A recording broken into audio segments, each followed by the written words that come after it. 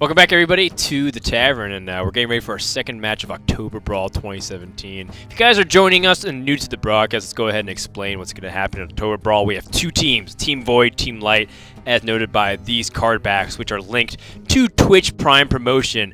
From now until the middle of October, you have a chance to get these two exclusive card backs if you have Twitch Prime, eligible in over 200 countries around the world. So make sure to do that. Just head over to the link.twitch.tv/Oktoberbrawl. Links all over the channel through our Twitch page. It's in the chat with bots.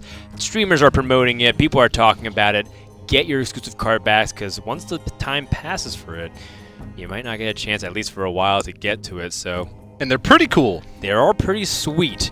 And if you wear them in-game as you're playing, either right now along the stream, or maybe you want to have some nice Hearthstone session later on this weekend, you are also supporting the streamers and broadcasters playing the event, TJ. Yeah, that's right. The percentage of the votes that each team gets, they can turn those into packs, basically. Each week, we unlock a certain amount of packs based off the percentage of votes that they got. So we have a pool of 20 packs per player.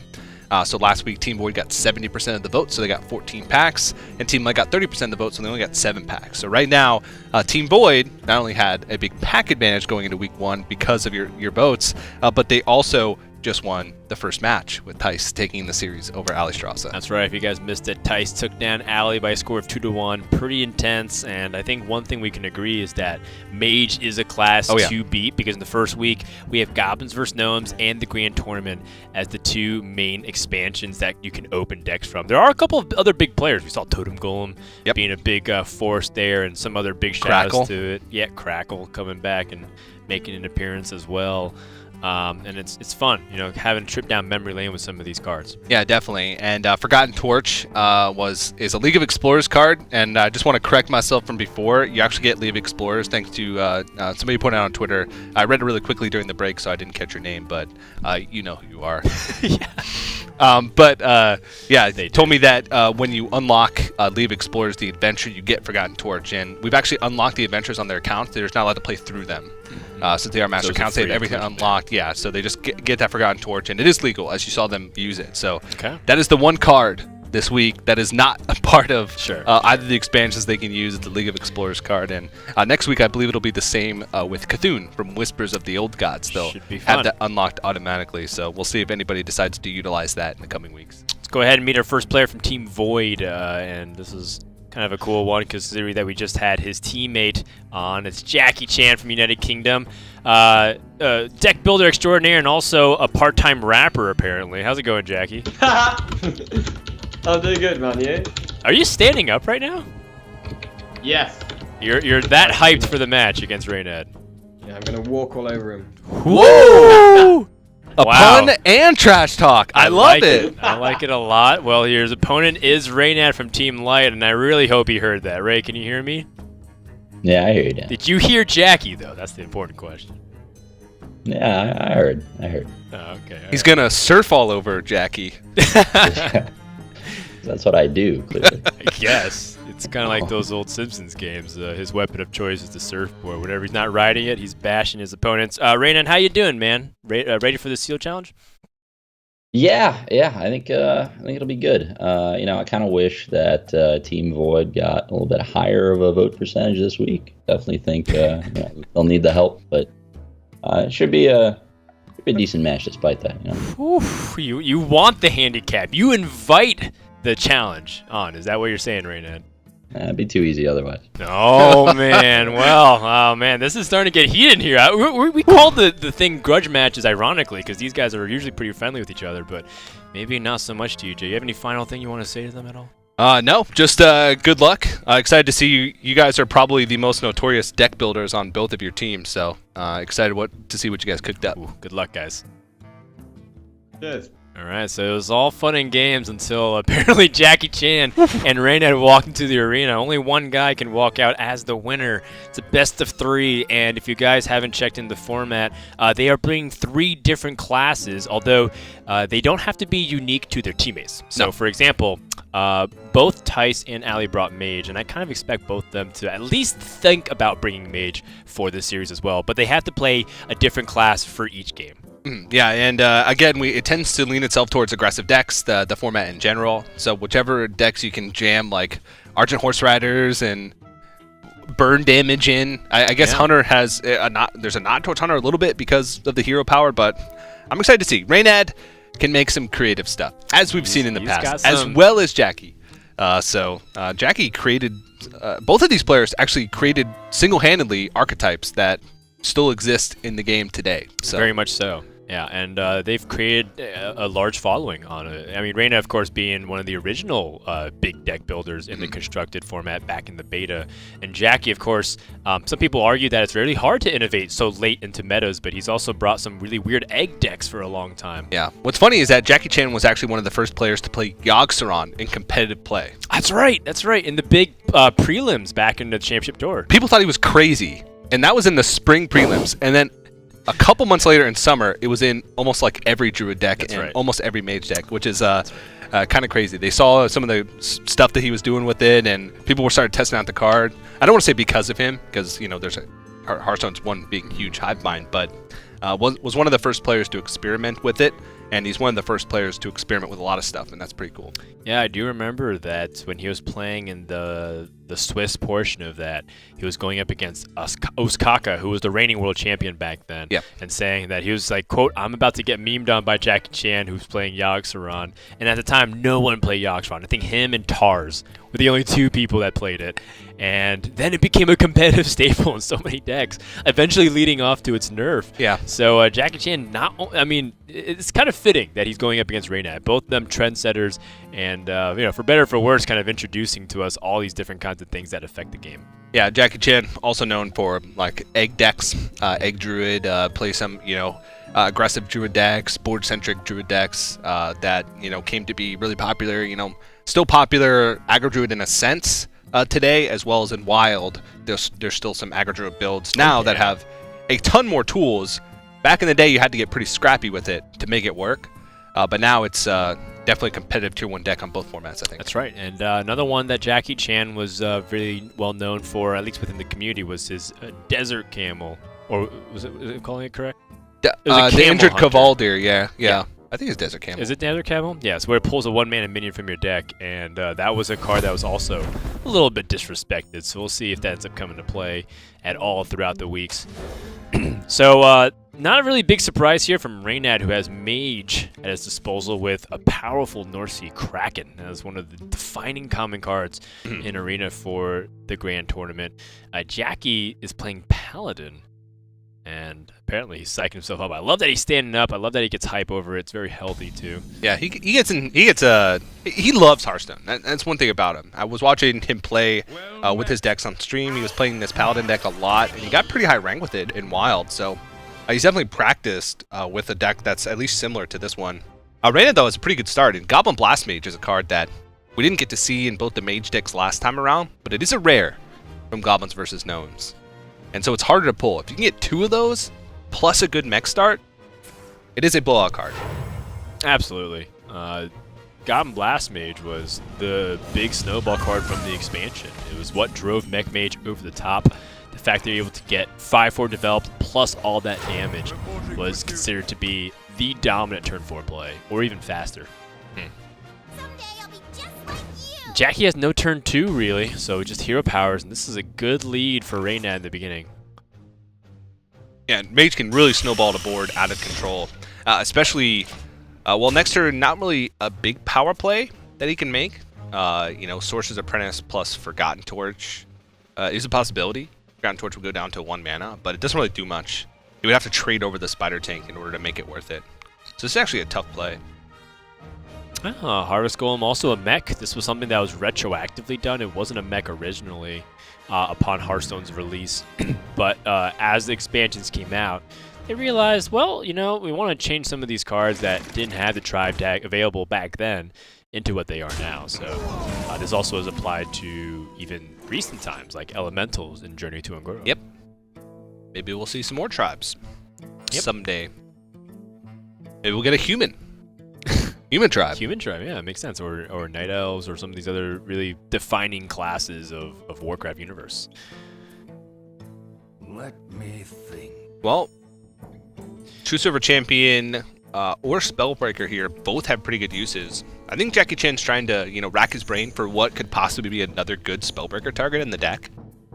Well, what's powerful about Spellbreaker in this position is you shut off the Blast Mage on turn 4. You are required to have a mech card.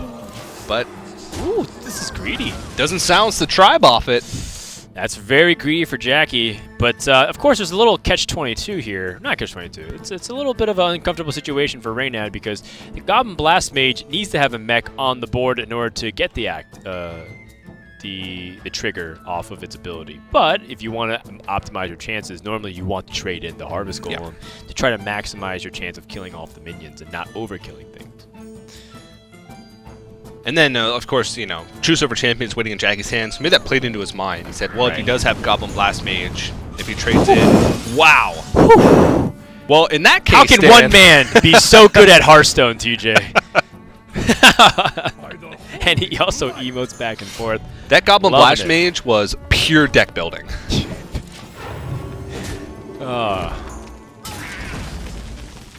Reynad, of course, thanking himself for making a Goblin Blast Mage a card. Yep. True Silver Champion, a huge defining card for the Paladin class. However, it's going to get stopped by this Anoyotron, and that's going to be a really big problem. And I think you guys are already starting to piece together what's happening based off that one Goblin Blast Mage. That Harvest Golem was not important for trading at all, and because that minion sticks, it snowballs damage further. Yeah, and if anybody was around at the time of Mech Mage, you know, but if you don't, Mech Mage was a difficult deck to beat because it had such a good early board, and then even if you were able to clear it at some point in the game, they could still burn you out because it was Mage at the end of the day. They still have Fireballs, they still have Frostbolts, so this pressure that's snowballing, even if Jackie manages to somehow find a way back onto the board, he's still going to be so low that the burn damage that Reynad has in his deck could end the game on the spot anyway, so it's a really difficult situation. Okay, I like it. Jackie's got an idea. Instead of playing the Argent Commander to essentially just trade Divine Shields with the Anoyotron, he's going to try and set up the best board possible for these Frostwolf Warlords to get value and be more than just a 4/4 minion. However, Reynad's got some pretty good stuff in his back pocket here. He's got double Dark Iron Dwarf, which is going to allow him to push a lot of damage through, and he still has access to the hero power to get a free trade on this Silverhand recruit that got buffed by the Lance Carrier.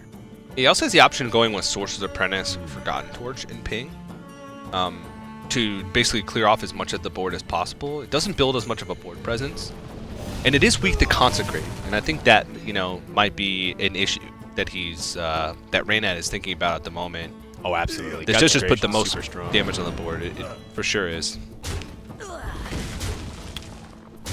So starting to get out of control here for Jackie. Enhanso Mechano. Oh man. Wow. The OG adapt. The OG adapt. Except you didn't get any choice No, in the it was matter. like the OG corpse raid. Kind of. Kind of, but you didn't have to have them in your deck. Right, I guess you're right. It just gives all of your mechs randomly Divine Shield, Taunt. True. So that's a better Wind one. Fury. I was thinking like 4 mana, low stats, but give them all these crazy, ridiculous effects. Yeah. Keywords. Well, as the saying goes in Vanilla Hearthstone, one Argent Commander deserves to another. And that's usually what ended up happening. It was Azure Drake, Argent Commander. Interesting. So on and so forth. I wonder if he's going to go for that here, if he's going to go for more a play that plays better to his curve. Like Yeah. Dark Iron Dwarf plus Forgotten Torch. True. You don't need to do that, actually. Yeah, you wouldn't. This just pushes the most damage and is the most resilient on the board as well, so. And that's not a good draw. Ouch. Jackie needed cheaper stuff to play. This Enhanso Mechano is great. It's an epic card that does some crazy game finishers. Very similar to Bloodlust, very similar to Gentle Megasaur. Actually, you know what it is? It's the original Gentle Megasaur. That's what it is. There it is. Yeah. That's what it is. Our analogies were a little bit off. I was feeling something was like, eh. I was about to say the original Evolving Spores, and I was like, that can't be right. It's assuming people even use Evolving. I was like, Spores. 4 mana cards that buff your minions on board if they're a specific tribe. I'm drawing a blank. Well, It's only the card that I probably see 20 times a day on ladder.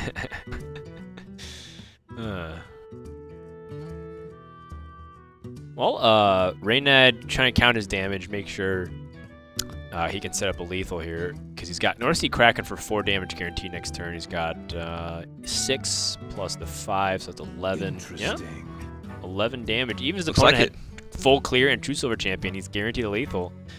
Jackie Chan would need some absurd swing here. Lay on hands. But that's an epic. That's really hard to come by. It had to be lay on hands plus like a way to clear the board, because he doesn't actually kill the minions. And it would have to be lay on hands with equality, but he doesn't even have the mana to do that. Someday I'll be just like you. That's just going to put him to 4 and hold on to the Forgotten Torch, but put more minions on the board. I mean, this effectively does the same thing. If Jackie Chan has healing, it's very unlikely that he clears the board also, as you mentioned. So, well, Jackie can go for a big enhanced Mechano. There's a really funny thing I thought. I was like, what if he just gets Wind Fury on the... He can't, though, because he doesn't have any mechs. Oh, you're right. Frostwolf Warlord doesn't really have much mech synergy. Wait, I think it's just any other minion. Oh, you're right. Yeah, you're right. It's all Wind It's Fury. not Tribe. I forgot even what that card did for a second. 3 of a kind. Not good enough hand to win you here. Yeah. And that's going to wrap it up. Jackie was about to turn the board, but how many times have we seen this before where like one class is very close to winning back the board, but just not enough time in order to come back? Yeah, and you know, that's what Mech Mage does best. Put you in that stranglehold. It's like, hey, remove my board. And if you do, I'm probably just going to still kill you anyway. All right, so let's check in with Reynad and Jackie real quick. So Reynad, things looked really good from that Goblin Blast Mage. What's the key to success to be able to land all 4 shots as precisely as you just did? Years and years of practice, according to what I hear. That's really what separates the average Mech Mage player from the best, the professional level. And yeah, you know, I'm known for my good luck, and I'm just glad it worked out this time. All right, well, Jackie, I noticed that you actually have been playing a lot on your own personal stream, and you've been killing it on ladder recently, and you know, part of it was some of those decks. Do you feel like that was just a stroke of misfortune, or do you feel like maybe something went wrong there on your end? Yeah, I mean, the only reason I'm playing Paladin is because I got double Minibot and double Mustafa Battle in packs. So it's like, oh my god, I have to play Paladin. Like, these cards are insane. So maybe if I'd drawn one of them, or maybe I should have killed the Harvest Golem. Maybe I should have killed the Harvest Golem. I was not expecting that level of RNG. Sure. All right, well, we don't want to keep you too long, so good luck for game number 2. But remember, Jackie, one more and you're done. All right. All right. Okay, so, you know, one thing I also noticed is that this is a clash between Europe and America both times. You know, Tyson and Ali going at it, and now Reynad and Jackie. And that's also been very big within the Hearthstone community, because Europe is very much #1 on the totem pole, but every region's looking to take him down. And America specifically really likes to compete against Europe too. So I can sense that there's a lot of moving parts right here with this grudge match, TJ. There's a natural rivalry across almost every esport between NA versus EU, so always love to see it. But I think that deck did not really show the power, or that match did not really show the power of Jackie's decks. I'm hoping the next deck in his lineup is actually, you know, he put just as much as attention into it, because I want to see it go to game 3. You mentioned Shielded Minibot, Mustered for Battle didn't work out. That's crazy to me that he didn't draw any of that, because those are some extremely potent decks and cards to help ensure success there. Let's go into game 2. We have Shaman versus Warlock. Now, Warlock has proven to be very powerful by getting onto the board early, but Shaman has some really dominant common cards and basic cards. We're talking about Hex, which will soon be nerfed, unfortunately. Fire Elemental is another one. If he's able to open up a Fortunate Lightning Storm, for example. Although I'm starting to believe a lot what you're saying, TJ. Like, those early legendaries that are open probably end up defining a lot of the classes you want to play. Yeah, but we are seeing some themes here with what decks these players are bringing. Jackie mentioned he only brought Paladin because he opened some really good Paladin cards, but Zoo, again, even with, you know, relatively weak cards, is always going to be good because of life tap.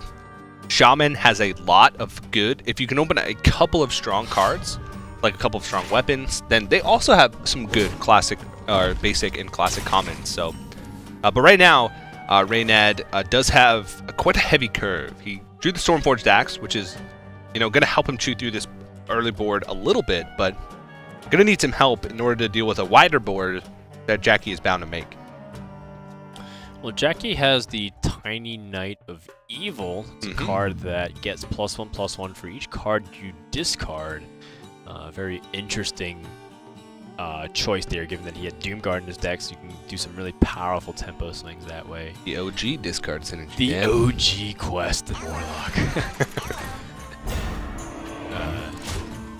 But yes, the fact that Demon Fire exists is also really powerful with a lot of these demons, and Reynad's got nothing on turn 2, or turn 3 rather, with only 2 mana available to him.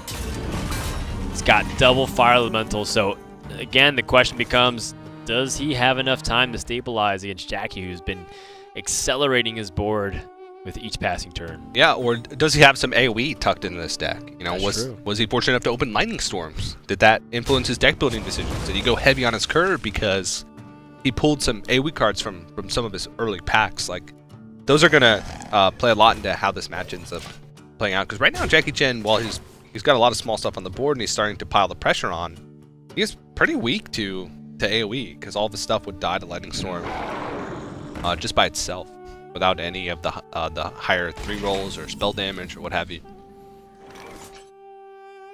Unbound Elemental not going to be long for this world very much longer, because Jackie's got this Demon Fire, which can punish it heavily. Or even just a Lance Carrier as well. Lance Carrier is really good here too with the Mortal Coil. This is a little off curve though. So I think Jackie still would like to probably put as much pressure on the board in tandem with his mana efficiency.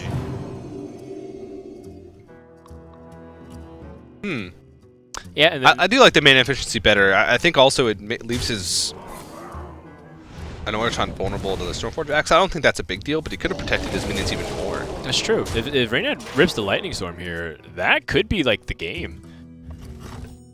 Whirling Zap-O-Matic. Yeah, doesn't get it, and seems like Jackie's got 7 damage on board, plus the Demon Fire, so that's 9. Oh, man. Oh man, you know that Reynad muted or squelched Jackie in between it. Double Wind Fury. All the way across the sky. And that puts Reynad at 1 health. Ah, that's a miss lethal. If only he was good enough to get triple Wind Fury. Jackie, of course, laughing it off. Reynad, contemplating a career change at this point. Not really much else for him to do now that he doesn't have any ability to stabilize on the board. That's a quick game 2. And we're going to go once again to the rubber match, game 3, TJ. That was a fast game. Yeah, as it should be.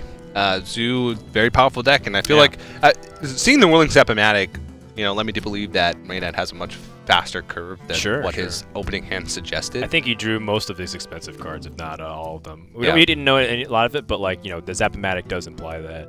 I do want to ask Reynad a question to kind of in between games 2 and 3. Is there a little sense of irony here that we're playing some of the early days of Hearthstone decks, and he's using Zoo of all of them to beat you?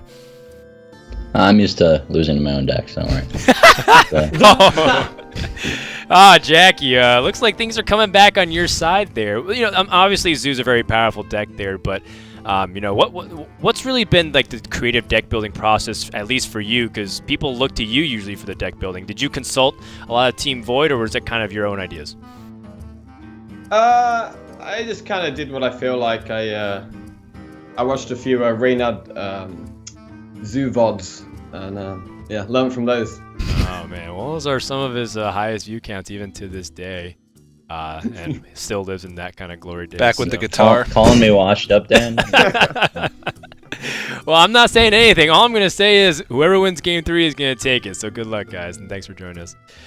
Man, I am kind of taken aback by how competitive this has actually gotten. We're here just to have some fun and play Hearthstone. Reynad's just changed. Ever since he traded in his guitar for a surfboard, he's just become a different person. Yeah. Some may say, but we're going to go into game number 3 in just a second. Make sure to get your votes in the chat by using HS Void or HS Lite. HS Lite, of course, is for Reynad right now.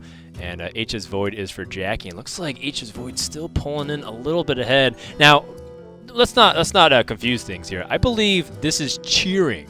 You're not necessarily voting on who you think will win, but at the same time, I think it could work on both levels here. Yeah, these are the cheers, and you can also vote, by playing with the actual card backs in game. That's right. By playing with the Twitch Prime card backs, either the Team Light or the Team Void card back, you actually give these guys votes even outside of this specific streamer matches, which can get them card packs. That's right. In the weeks. Every Wednesday we give card packs based off of how many votes that team receives. So the more votes they get, the more times you guys play at home with these card packs for your team, the more packs that your team's going to be able to open and crush their opponents. Well, Jackie gonna once again mix it up and play some Druid here. Now, I actually didn't think to say that very much, considering the prevalence of Druid in recent times. But looks like he's got a very heavy-handed Druid deck with some really powerful cards that rely on deck building. Look at Gadget Sand Jouster, and you look at Master Jouster. Those were some unreliable cards in the past. Oh yeah, very unreliable. Here we go. The difference between a 2-3 and a 1-2. Let's see. Pit Fighter. I guess that's Pit Fighter should win jousts thematically. Pit Fighter should win the joust, especially up against a shielded mini-bot. But the question becomes, does Reynad actually have anything to do besides this annoying? Oh, he has a coin Dark Iron Dwarf. Blessing of Wisdom. Interesting. Whenever minion attacks, draw a card. Yep. Not bad. I wonder if Reynad's playing a more aggressive deck or a more mid-range centric deck. I guess the equality does imply that it's more of a mid-range centric deck. Or he could be just drawing top ending it. And there, Wild Growth, of course, is the basic card. Everybody gets access to it, and you can see that Jackie Chan does have a heavier deck. So Wild Growth definitely going to help him, scale up the curve a bit with some of these more expensive cards. I wonder if he opened any big legendaries that he could put in. I mean, people often say that Tyrion Fordring is the strongest legendary in the entire classic set. He could contest with Ragnaros and Sylvanas, but one that has stood the test of time is Tyrion Fordring.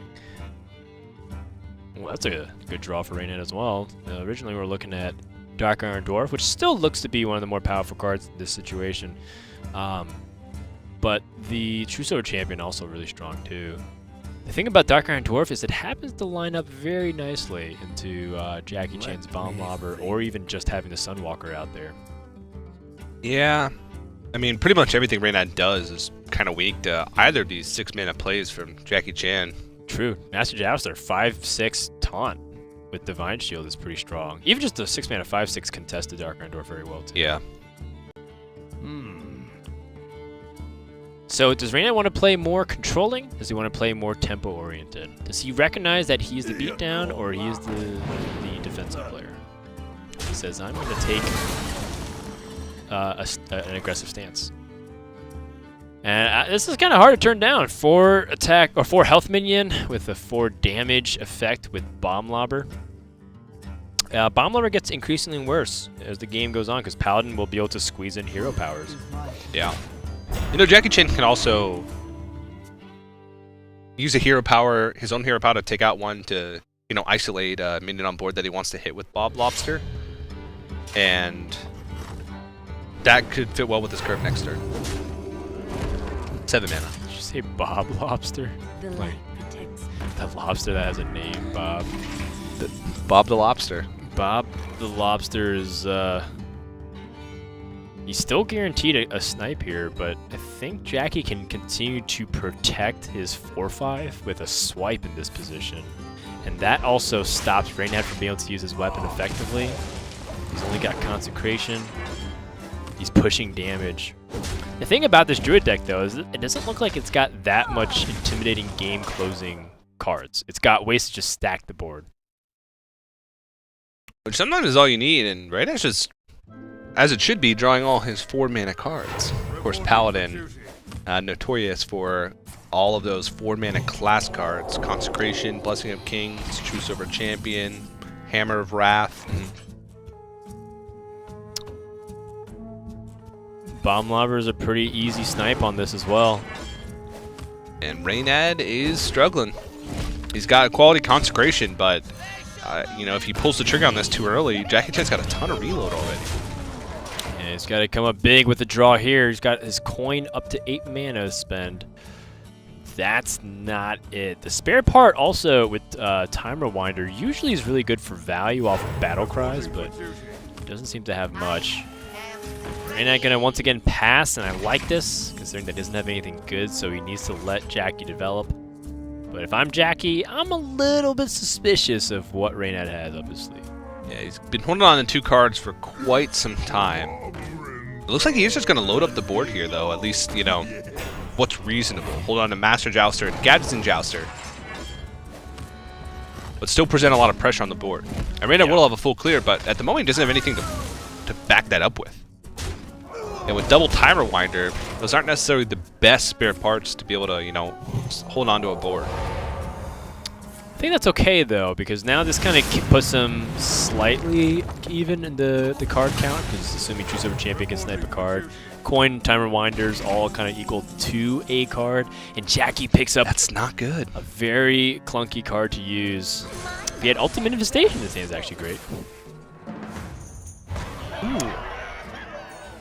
Another Ascendant Shield Master in the deck, so you might be right. This deck may not really have those big bombs in the late game. The big joust coming up, and Jackie There he is wins again. all 3 jousts. Reynad nodding, contemplating, wondering what could have been. Jackie's having the time of his life. Reynad is back in the office for another day, apparently. Cogmaster not going to do anything. No card draw source. Reynad is under immense pressure.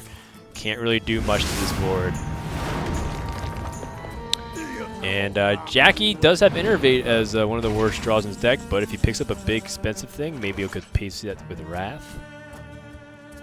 Does not get it. He has 8 damage this turn, a little off from lethal. Yeah, I wonder if he's going to try and just clear the board here. He can, you know, know that Reynad only has coin plus 2 spare parts left if he's been keeping track. So he could opt to go for just a full board-centric plan and push damage to the face. Like Wrath Hero Power, the Dark Iron Dwarf, and push damage beyond that. But decides to go for the draw and picks up Ancient of Lore. Yeah. Which is a threat, and it's going to draw a card. Yeah, one of the most powerful cards from the classic set in Druid, and was eventually changed to only draw 1 card. Actually, Ancient of Lore joins the very exclusive club in Hearthstone of being nerfed twice. Once from being able to restore up to 8 health, and once from 2 draws to 1. Yeah. I think the only other card that's been changed twice was Unleash the Hounds. I can't remember another. I think Unleash the Hounds changed 3 times. It was changed It was originally a buff. Right. And then it became a 2 mana Right. spell, and then it was changed to a 3 mana spell. Right. So that's twice. Yeah. Oh, yeah, you're right. Maybe, no. Was there one more? You're confusing me, man. I'm confusing myself. You're right, that is Yeah, twice. yeah. 3 iterations. 3 But I guess that iterations. does mean it was changed twice. You're correct, Dan. Somehow Reynad's won the board here with that. Oh, Savage Roar off the top. Jackie Chan going to close it out in a position that Druids are all too familiar with. Oh, I like it. Restore the health. Draw a card. You should draw a card. You should draw a card. Oh, that's okay. BM. And that's going to be a 2-1 victory for Jackie Chan. And Team Void moves up in the standings even further. Wow. So maybe that vote for HS Void over HS Light was just an indicator of how things would be. They're 60-40 against Team Light so far. Yeah, they're cleaning up at the moment, and seemingly unstoppable is Team Void. All right, so let's go ahead and check in with Jackie. Jackie, what do you think was the key to your victory today? That Joust is a great mechanic. Completely agreed. Amen, brother. That's right. Well, I'm sure Reynad will come out with a Design Insights video pretty soon about the Joust mechanic, retroactively. You know, Reynad, I know things haven't gone your way. Is anything going to change for next week when you guys come back to the drawing board? I don't know, maybe. I don't feel like Joust was too much to blame for that. You know, we'll see what packs we open. I think that'll definitely impact what decks we play. But I played 6 Mech Warpers today. I never saw one. And all my decks had at least 15 cards that cost 2 or less mana. So it was like, I think just the curve was kind of bad in the last 2 games. That's why it didn't work out. But Oh well, I mean, it's like you only play one game with each deck, so it's tough to say if like there's stuff we could have done better or if it was just luck of the draw. So we'll see. All right, well, time will tell. Thank goodness we have 4 weeks, including the TwitchCon appearance, to let the cards do all the talking. Thanks, guys, for joining us, and good luck next week as well. Cheers. See you later. All right, so there you go. As much as, we want things to be close, Team Void is currently up 2-0 in the overall standings here. If you take a look at the results, Tice able to defeat Ali today by a score of 2-1, and Jackie following suit. Is this premonition for the final series between Mr. Doggerson up against the Cripperino? Yeah, it's going to be tough. Will Crip be sort of the saving grace for Team Light, or will Dog finally put a shirt in the coffin for Team Light? Hopefully, all those things happen.